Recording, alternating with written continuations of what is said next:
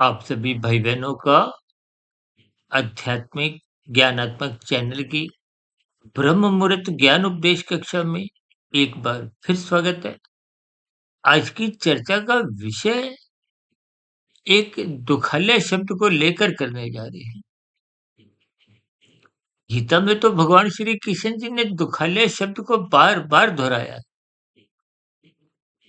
क्योंकि ये जगत दुखल्य है और दुखल्य को ही एक दार्शनिक भाव से अज्ञानता से जोड़ा जाए क्योंकि शास्त्र बार-बार कहते हैं कि दुखों का कारण आपकी हमारी अज्ञानता है और अज्ञानता को अंधकार से जोड़ा जाता है। अंधकार का अभिप्राय देखिए, ये जो आपके हमारे जीवन में सूर्य के आने से जो प्रकाशमय स्थितियाँ बनती हैं, अन्यथा तो देखिए इस जगत में, इस भौतिक माया में अंधकार तो बना ही रहता है। जबकि दार्शनिक भाव से तो यहाँ तक कहा गया है कि अंधकार प्रकाश के सामने तो जा ही नहीं सकता। देखिए, कुछ स्थितियाँ दार्शनिक भाव से शास्त्रों में भी कही गई हैं और आपकी हमारी बोलचाल में भी बोल दी जाती हैं। उन स्थितियों का, उन शब्दों से कुछ आपको ज्ञानपूर्वक स्थितियों को समझना है। हम तो देखिए प्रतिदिन प्रकृति के 3 गुणों की स्थितियों पर चर्चाएँ करते हैं। इन 3 गुणों की चर्चा को आप और हम देखिए कितना गहरे तल पर इनको समझ पाते हैं, वो आप पर निर्भर करता है। देखिए, इन 3 गुणों से ही आपके हमारे 3 शरीर हैं। स्थूल शरीर, सूक्ष्म शरीर, कारण शरीर। जब आप संसार को भोगना चाहते हो, पाना चाहते हो, तो इसका अभिप्राय आप स्थूल शरीर के स्तर पर ही अपने जीवन को इर्द-गिर्द ही घूमते हो। मनुष्य योनि पाकर आपको हमें अपना सूक्ष्म शरीर सँवारना है। अपना कारण शरीर में शुद्ध कमाई अर्जित करनी है। ये दोनों स्थितियाँ ही आपके हमारी आत्मा के जो ज्ञान रूपी स्थिति हैं, उसमें एक मूल स्थिति उत्पन्न करने की दिशा की ओर हम बढ़ते जाते हैं। देखिए, आत्मा तो पहले से ही ज्ञान स्वरूप है। समस्या केवल उसके आगे की स्थितियाँ हैं, कारण शरीर की। उसके आगे की स्थितियाँ हैं सूक्ष्म शरीर की। उसके आगे की स्थितियाँ आपकी हमारी स्थूल शरीर के स्तर पर है। देखिए, आप और हम जितने भी कर्म करते हैं, मनुष्य योनि तो कर्म योनि है। जबकि साधना योनि का एक अवसर शास्त्रों में समझाया गया। साधना का अभिप्राय कर्म योग, ज्ञान योग, भक्ति योग की स्थितियों से है।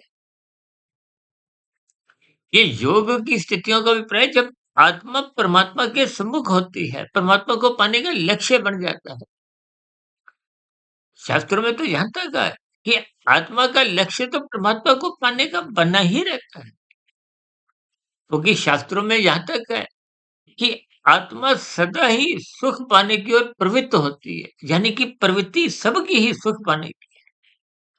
ऐसा नहीं कि देखिए जो मनुष्य पाप कर्म करता है, कानून का उल्लंघन करता है, उसका लक्ष्य भी सुख पाने का ही होता है। सुख पाना ये एक प्रवृत्ति है, यानी कि ये एक स्वाभाविक स्थिति है। चाहे कोई बच्चा हो, युवक हो, वृद्धावस्था में हो, कोई भी देश का रहने वाला हो, का किसी भी भाषा के साथ वो अपना जीवन बिता रहा हो। किसी भी स्तर पर देखिए समाज की अलग-अलग स्थितियाँ हैं। क्योंकि मूलभूत रूप से हम सभी चेतन स्वरूप आत्माएँ हैं। यूँ तो देखिए पक्षी हो, पशु हो, कीड़ा-मकोड़ा हो, अब किसी चींटी का रास्ता रोको। देखिए गर्मियों में तो मच्छरों की कुछ स्थितियाँ बन जाती हैं। आप कभी मक्खी, मच्छर को पकड़ने की भी कोशिश करते हो, वो भी बचना चाहता है। बचने का अभिप्राय सुखमय स्थिति से है। दुःख आपको हमें किसी को भी अच्छा नहीं लगता। लेकिन इन सभी स्थितियों के पीछे का कारण आपकी बड़ी अज्ञानता होती है। कि आप और हम देखिए संसार में जो मनुष्य कानून का उल्लंघन करता है, भले ही यहाँ की स्थितियों से मनुष्य बच भी जाए, अक्सर मनुष्य देखिए लाल बत्ती जब पार कर जाता है, या कोई और कानून का उल्लंघन करता है, तो भीतर ही भीतर कुछ क्षणिक रूप में प्रसन्न भी होता है कि मैं चालान से बच गया, मैं दंड से बच गया। लेकिन परमात्मा की कर्मबल सिद्धांत की व्यवस्था कुछ ऐसी है कि आज तक कोई भी मनुष्य चाहे कानून का उल्लंघन किया हो, चाहे शास्त्र विरुद्ध पाप कर्म किया हो, आज तक कोई भी मनुष्य बच नहीं पाया और ना कभी बच पाएगा, क्योंकि कर्म के साथ फल जुड़ा हुआ है। और कर्म अगर देखिए, जब कानून के विरुद्ध आप कोई काम करते हो, तो वो कानून का उल्लंघन है। शास्त्र विरुद्ध आप कोई काम करते हो, देखिए शास्त्रों में तो स्पष्ट शब्दों में कहा गया है, ये करो, ये मत करो। इन स्थितियों को ही विधि-विधान से जोड़ा गया है। इन विधि-विधान के अंतर्गत ही आपके द्वारा किए गए कर्म विहित कर्म कहलाते हैं। इन विहित कर्मों को राजसी कर्म भी कहा जाता है। और जब मनुष्य निषेध कर्म करता है, जिनकी शास्त्र मना करते हैं, इसलिए शास्त्र कहते हैं तमोगुण की निंदा करो। या तमोगुण की निंदा उस दृष्टिकोण से बोली जाती है कि आप कानून का उल्लंघन मत करो, शास्त्र विरुद्ध का पाप कर्म मत करो। यानी कि तमोगुण की निंदा उसकी निषेधात्मक स्थिति की निंदा है। शुद्ध रजोगुण भी देखिए कोई विशेष एक अच्छी स्थिति नहीं माना गया। रजोगुण में भी मनुष्य अपने हित के लिए ही काम करता है। भले ही वो अन्यों को पीड़ा नहीं देता, लेकिन कोई परोपकार के कार्यों में भी उसकी रुचि नहीं होती। देखिए, परोपकार के कार्य में तब रुचि बनती है जब आप ज्ञानमय स्थिति में रहते हो।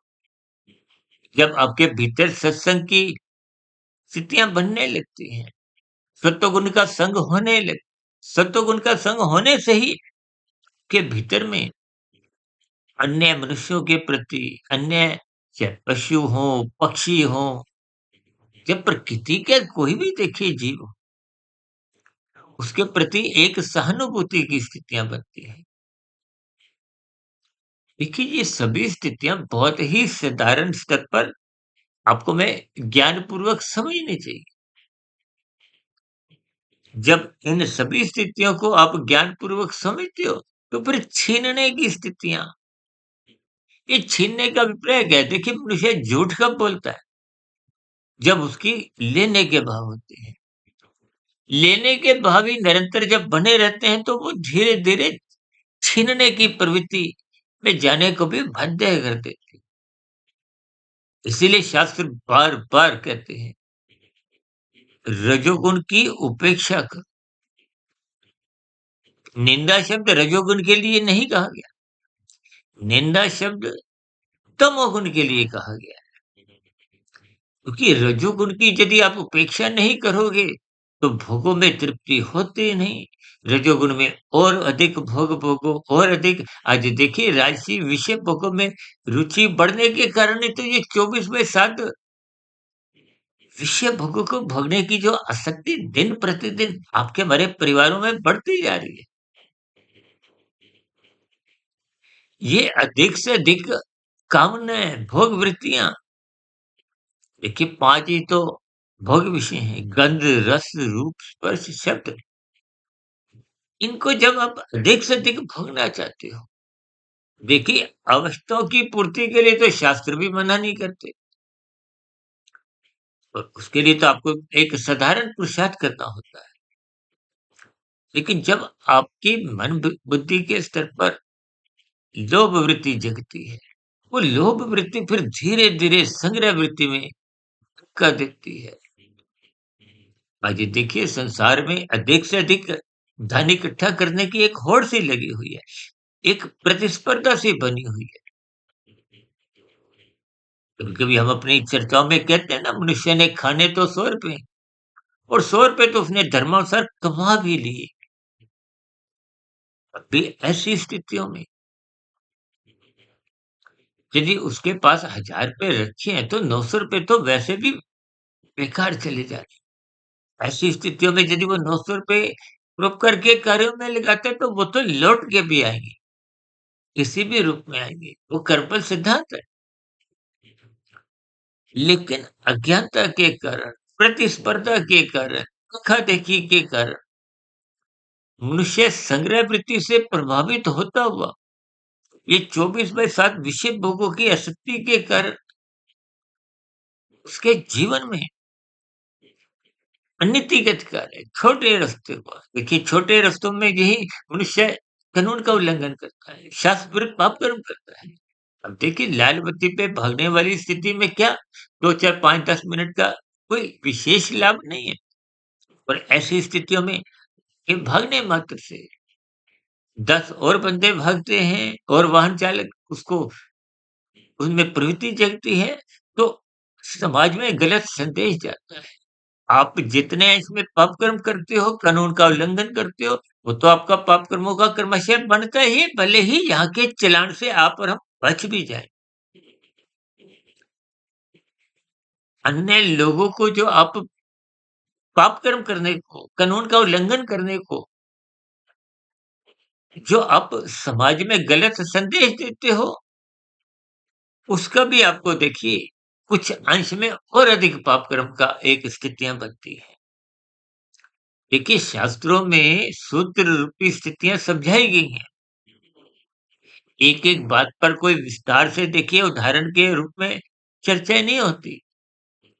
इसलिए हमने थोड़े दिन पहले देखिए शास्त्रीय आदेशों को, नियमों को, सिद्धांतों को, कथनों को अखरोट बादाम से जोड़ते हुए बात समझाई थी। संसारी बातें तो मनुष्य को देखिए जल्दी समझ आ जाती है। उनको हमने काजू किशमिश से कहा था। प्लेट में काजू किशमिश पड़े हो तो आपने उठा लिए, खा लिए।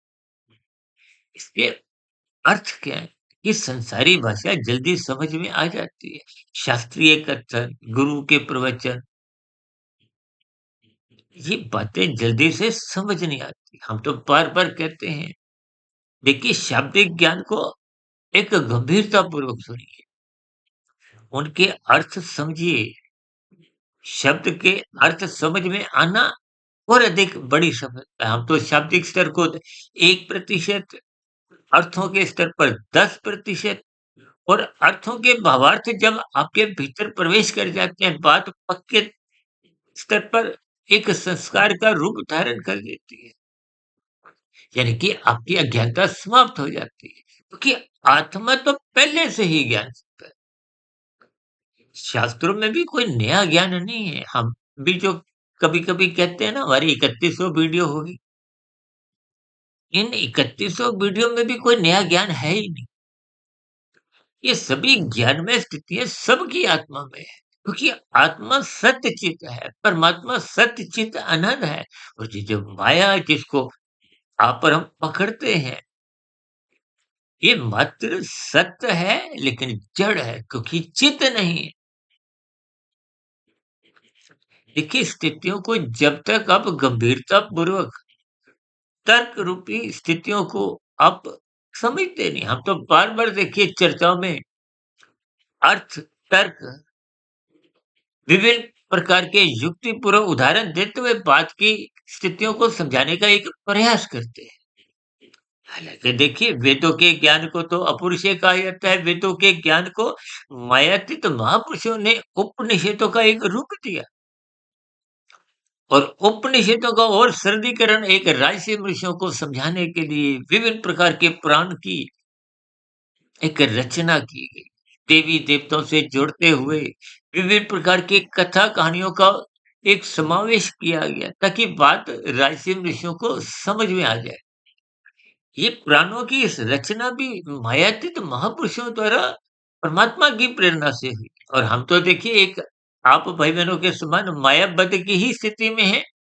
लेकिन ब्रह्म मुहूर्त समय विशेष में परमात्मा की प्रेरणा से, गुरुओं के आशीर्वाद से कुछ शास्त्रीय बातों पर एक व्याख्या करना थोड़ा आसान हो जाता है।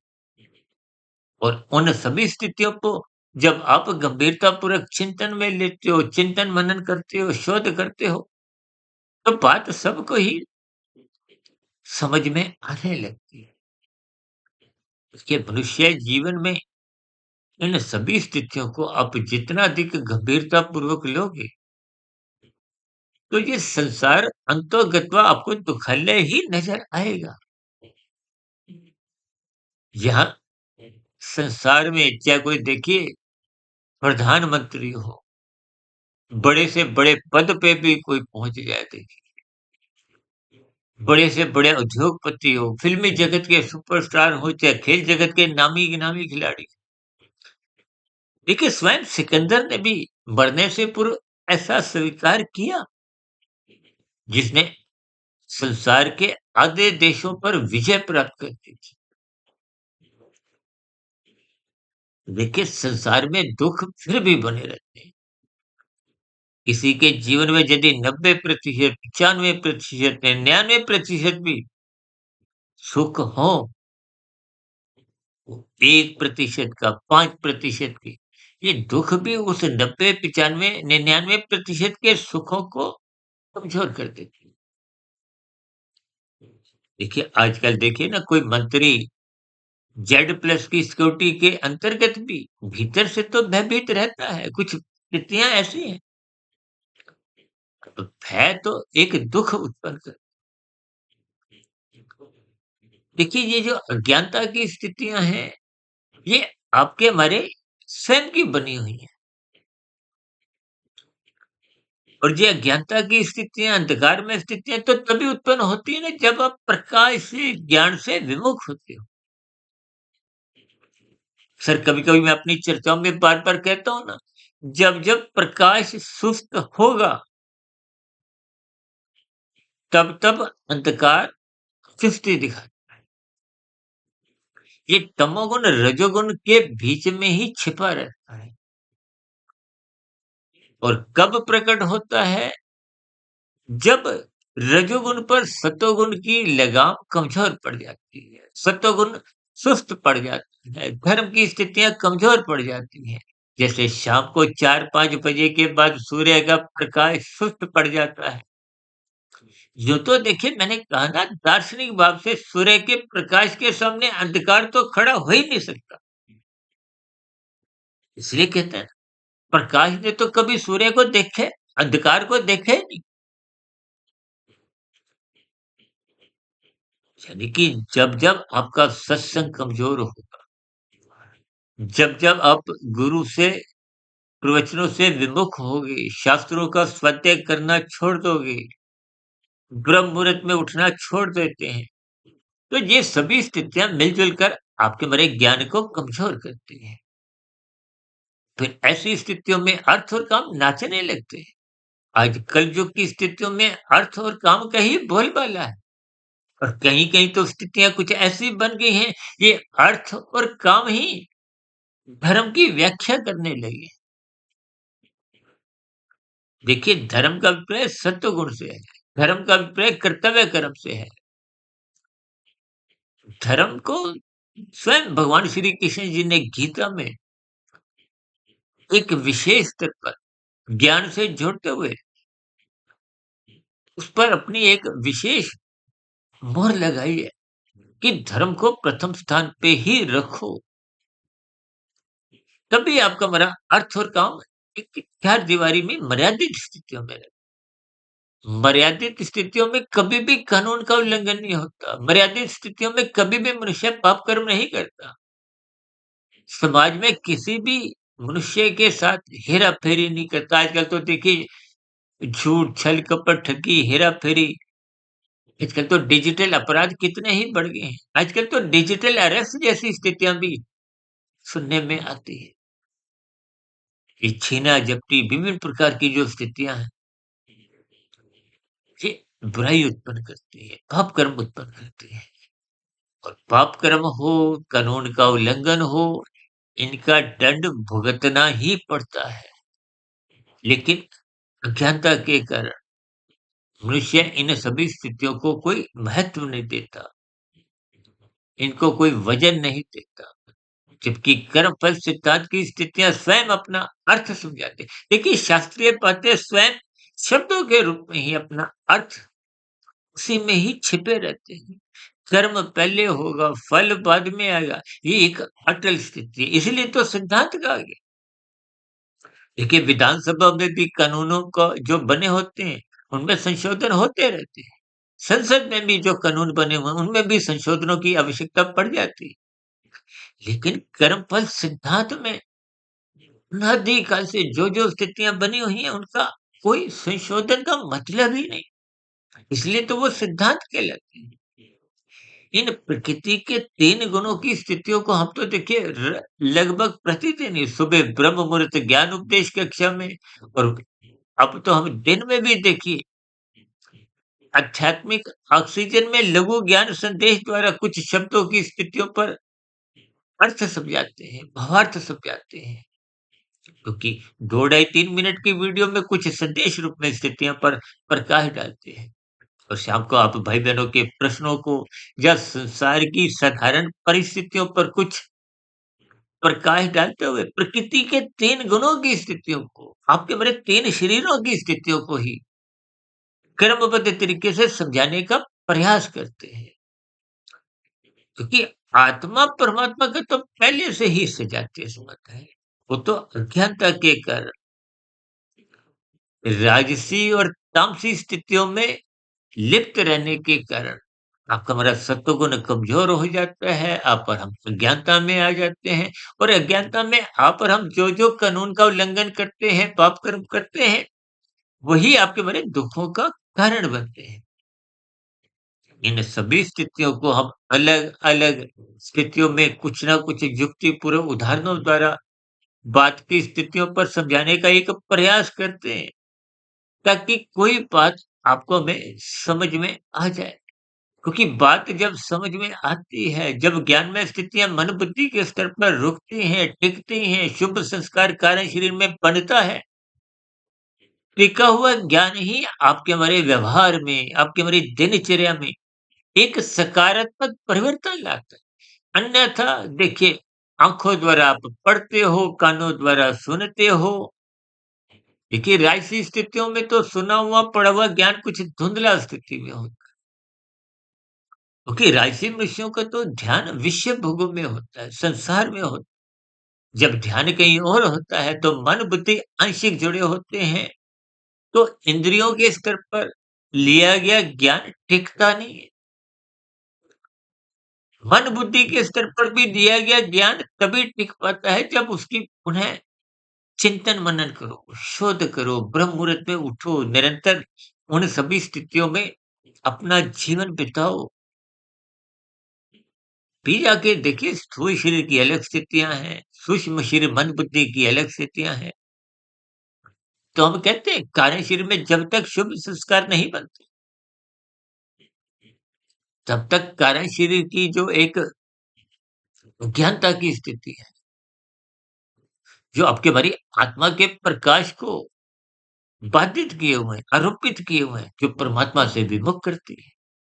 देखिए, आत्मा परमात्मा का पहले से ही सजातीय संबंध है। आत्मा ज्ञान स्वरूप है, परमात्मा आनंद स्वरूप है। आत्मा जब मूल स्थिति में, ज्ञान में स्थिति में लौट आती है, तो परमात्मा के आनंद की झलकें माँगनी नहीं पड़ती, वो तो सहज ही मिलती है। जैसे सूर्य के प्रकाश के सम्मुख आपके आते ही सूर्य की किरणें प्रकाश में स्थितियाँ अपने आप ही मिलती हैं। ये प्रकृति की व्यवस्था को आपको हमें क्रमबद्ध तरीके से समझना। इसलिए प्रकाश को, सत्संग को, इसमें सुस्ती मत आने दी। क्योंकि जब-जब प्रकाश सुस्त होता है, जैसे 4-5 बजे सूर्य की किरणें कमज़ोर पड़ती हैं, तो अंधकार आने लगता है, अज्ञानता आने लगती है। सत्संग कमज़ोर होते ही बुराई या आपके हमारे जो विकार हैं, काम, क्रोध, लोभ, मोह, अहंकार, ये जगने लगते हैं। विषय भोगों की आसक्ति मंडराने लगती है। और ये विषय भोगों की आसक्ति ही देर-सबेर कानून का उल्लंघन करवाती है, पाप कर्म करवाती है, शास्त्र विरुद्ध जो स्थितियाँ आप और हम करते ही हैं। देखिए, ये सभी स्थितियाँ बहुत ही क्रमबद्ध तरीके से कब आपके हमारे जीवन में प्रवेश करती रहती हैं, आपको हमें सत्संग के भाव में, ज्ञान के भाव में पता नहीं चलता। इसलिए प्रकाश की सृष्टि से एक विशेष संदेश लेते हुए सत्संग के प्रति जागे रहिए, रात को मनात्मक स्थितियों से बचिए, सुबह ब्रह्म मुहूर्त या उससे पूर्व उठ जाइए। ये सभी स्थितियाँ हमारा रजोगुण फिर बिगड़ने नहीं देती, क्योंकि बिगड़ा हुआ रजोगुण या रजोगुण जब सतोगुण की लगाम छुड़वा लेता है, तभी वो तमोगुण में गिरने को बाध्य कर देता है। ये भोग विषयों की आसक्ति मनुष्य को तमोगुण में गिराती। इसीलिए तो गीता ज्ञान में भगवान श्री कृष्ण जी ने अर्जुन के रथ के 5 घोड़ों की लगाम को स्वयं अपने हाथ में रखते हुए यही ज्ञान उपदेश दिया है कि परमात्मा की सुमुखता बने बिना गुरु की आज्ञा में जब तक आप अनुशासित जीवन नहीं बीतते, शास्त्र विहित कर्म नहीं करते, ब्रह्म मुहूर्त में नहीं उठते, ये सभी स्थितियां ही तो परमात्मा की सुमुखता बनाती हैं। और परमात्मा की सुमुखता बने रहने से ही संसार की बुराइयां भीतर कभी भी प्रवेश नहीं कर पाती। जब ये स्थितियां मजबूत स्तर पर फिर कर्म योग, ज्ञान योग, भक्ति योग का रूप धारण कर लेती है, यानी कि जब संसार को पाने की एक इच्छा ही नहीं होती, मोक्ष प्राप्ति का लक्ष्य बन जाता है। यानी कि ये धर्म अर्थ और काम को तो मर्यादित रखता ही है, और यही धर्म की मजबूती अर्थ और काम से वैराग्य करवाते हुए मोक्ष प्राप्ति के लक्ष्य की ओर चलने को प्रेरित करती है। इसलिए धर्म की स्थितियों को, प्रकाश की स्थितियों को, सत्संग की स्थितियों को, चाहे आप गुरु से जोड़ो, ब्रह्म मुहूर्त से जोड़ो, शास्त्रों से जोड़ो, ये सभी स्थितियाँ परमात्मा की सम्मुखता बनाती हैं। अन्यथा इस संसार रूपी दुखालय में राजसी तामसी स्थितियों का या अर्थ और काम का बोलबाला बना ही रहता है। विशेष रूप से देखिए, वर्तमान समय कल युग का चल रहा है। भले ही कल युग की अभी बहुत ही आरंभिक स्थिति है। शास्त्रों में कलयुग की आयु 4,32,000 वर्ष कही गई है, और उस 4,32,000 वर्ष में से मात्र अभी 5,127 वर्ष ही बीते। कभी-कभी हम अपनी चर्चाओं में कहते हैं ना, आज से 50-60 वर्ष पहले तो सतयुग जैसी स्थितियाँ थी। 50-60 साल पहले आप किसी फ़िल्म को भी देखते थे, तो परमात्मा की सुमुखता बनती थी। फ़िल्मी गाने भी कुछ ऐसे थे जो भजन के रूप में परमात्मा से जोड़ते थे। जबकि आज कुछ स्थितियाँ भजनों की भी ऐसी बन गई हैं कि उन भजनों को गाते-गाते भी मनुष्य फ़िल्मों से जुड़ जाता है, और फ़िल्मों की राजसी-तामसी स्थितियाँ किस कदर मनुष्य पर अपना प्रभाव जमाती हैं, ये आप स्वयं जानते हैं। इसलिए मेरी आप सभी भाई-बहनों से हाथ जोड़कर विनती है कि जीवन के रहस्य को समझिए, सत्संग में कमजोरी कभी भी आने मत दें, अन्यथा रजोगुण और तमोगुण देर-सबेर आपके हमारे जीवन में कानून का उल्लंघन और शास्त्र विरुद्ध पाप कर्म कब कितने करवाने लगता है, मनुष्य को इसका बोध नहीं होता। इन सभी स्थितियों को आप जितना अधिक गंभीरतापूर्वक इन पर चिंतन करेंगे, क्योंकि छोटे-छोटे राजसी स्थितियाँ ही मनुष्य का सत्वगुण कमज़ोर करती हैं, और रजोगुण और तमोगुण पड़ोसी हैं, इसलिए मनुष्य तमोगुण में गिरते हुए मनुष्य को स्वयं भी पता नहीं चलता। इन सभी स्थितियों को महात्मा की प्रेरणा से, गुरुओं के आशीर्वाद से ब्रह्म मुहूर्त समय विशेष में कुछ युक्तिपूर्वक उदाहरणों द्वारा कुछ स्थितियों पर मैंने प्रकाश डाला, ताकि हम सभी भाई-बहन इस दुखालय रूपी जगत से, संसार से क्रमशः निकलने का अभ्यास करें, प्रयास करें, जिसके लिए सत्संग करना अनिवार्य है। अन्यथा पशु वृत्तियाँ पनपने लगती हैं, फिर नाचने लगती हैं। इन सभी स्थितियों पर आप भी गौर करें। चर्चा विशेष को यहीं विश्राम देते हैं। दिन में आध्यात्मिक ऑक्सीजन की लघु ज्ञान संदेश कक्षा में और शाम को सर्व कल्याण वृक्ष की प्रश्नोत्तर ज्ञान कक्षा में फिर मुलाकात होगी। तब तक सुधीर भाटिया फकीर को इजाज़त दें। फिर भी वीडियो संबंधित कोई बात आपको समझ नहीं आई हो या मेरी ही कही गई बातें आपको कुछ आधी अधूरी लगती हो, तर्क संगत लगती नहीं हो या मेरी कही गई बातों पर आपकी कहीं भी किसी भी प्रकार की कोई आपत्ति हो, शिकायत हो, विरोध हो, इन सभी स्थितियों का नीचे दिए गए कमेंट्स बॉक्स पर सदा ही स्वागत है। चर्चा विशेष को गंभीरतापूर्वक सुनने के लिए आप सभी भाई-बहनों का बहुत-बहुत धन्यवाद।